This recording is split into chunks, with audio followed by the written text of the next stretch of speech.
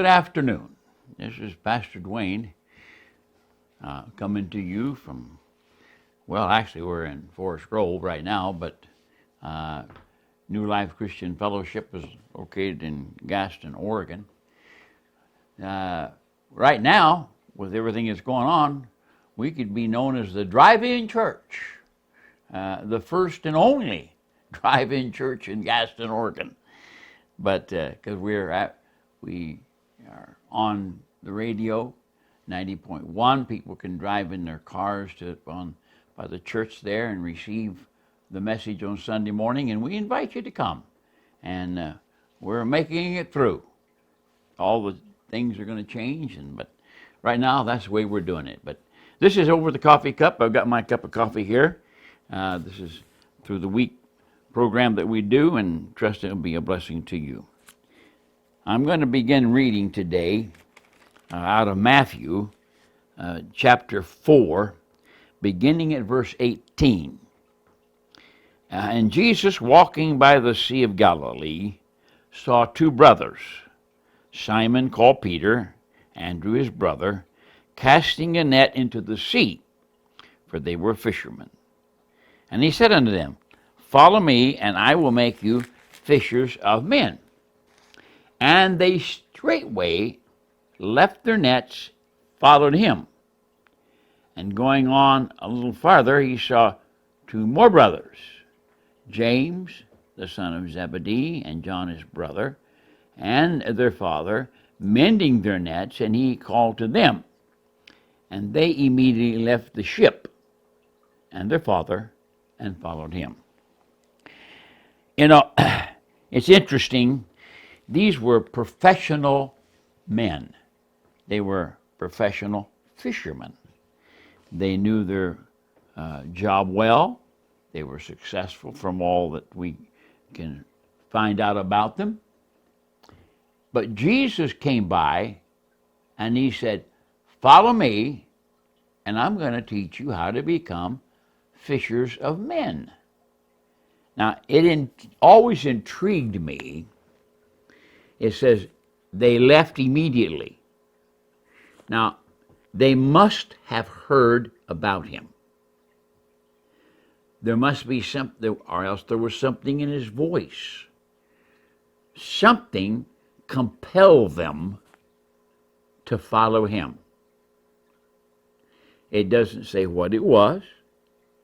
And in the fact, and with John and James and John, they left their dad, who was a part of their business apparently. And I think one translation says they pulled the ships, boats, whatever, upon the seashore and left. Now, the Sea of Galilee, I've been on the Sea of Galilee when I had the privilege of visiting Israel, and it's an interesting sea. And it's right in the middle, surrounded by land. And what's interesting about it, the winds will come up and it'll be a storm and all that on it to sea, because we read about that later on in studying about Jesus. But these guys were professional fishermen, and then when he walked by, he said, Follow me. I just, I have to go back and relate to myself.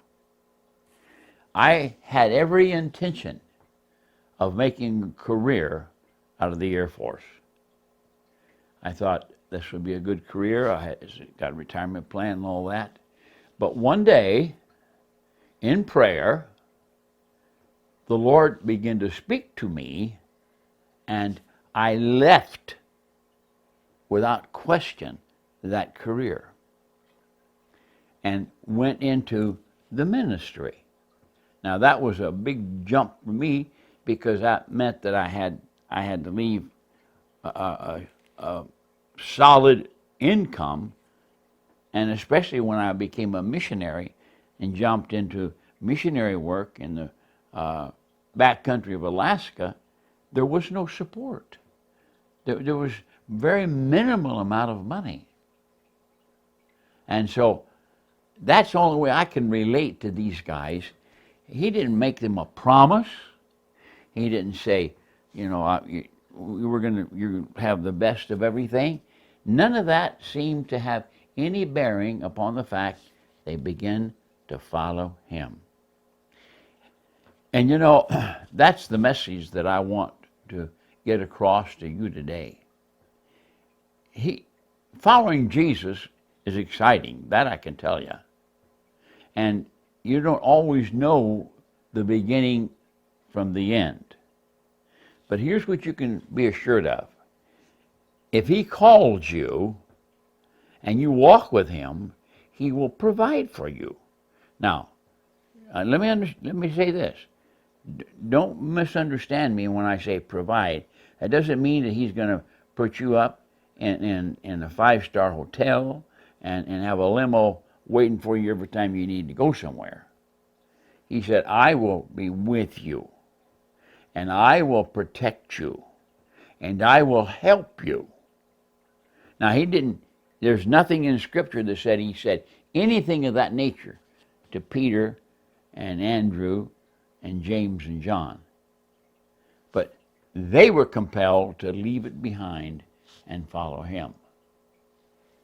Wow. They left their nets. They left their boat. And for what reason? To be with him. Now I submit to you the compelling force that caused them to do this was the same compelling force that caused me to do what I did. That compelling force is my desire to please the Father, and I felt his love, and so I didn't want to disappoint him. And I was blessed and excited to think that I could serve him. Maybe some of the same things that went through their mind. I don't know. But it does say when he walked, now he was just walking, He didn't have anything to entice them. But he said, follow me. And they began to follow him. And if you could interview any one of those men today, I'm sure they would tell you it was exciting. It was exciting because it was those same guys that watched him feed 5,000. It was the same guys that saw him come alive, wake up in the boat. It was the same man that came walking on the water and Peter walked to him. This was the same man. So it had to have been an exciting experience to walk with him. Never were they disappointed. And I want to say this to you. You won't be disappointed if you follow Jesus. He will be with you. He will bless you. He will go before you. And you will be delighted that you chose to leave behind whatever you might leave behind and follow him. Try it. You might like it.